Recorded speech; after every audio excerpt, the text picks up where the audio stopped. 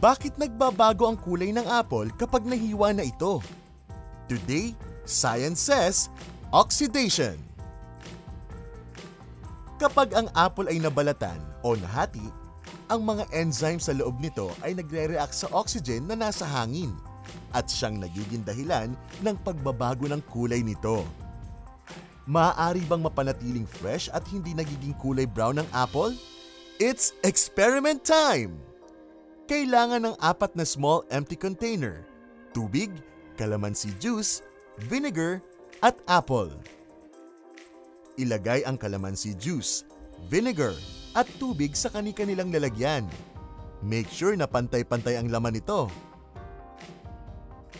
Maglagay ng sliced apple sa bawat container. Siguraduhin na nakalubog ang apple sa mga liquid.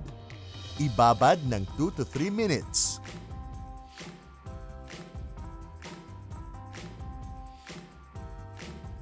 I-drain ang liquid sa container. Maghintay ng 10 to 15 minutes para makita ang pagbabago.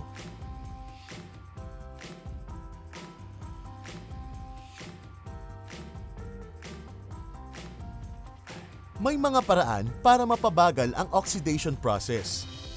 Mapapansin na sa kalamansi ito pinakamatagal nagbago ng kulay. Ang ascorbic acid o vitamin C kasi ng kalamansi ay isang antioxidant. Meron itong kakayahan na pigilan ng enzymes na mag-react agad sa oxygen kapag ito ay na-expose sa hangin. Ngayon, alam na natin ang gagawin kung ayaw nating mangitim agad ng apple na ating kakainin. Tune in next time for more fun experiments.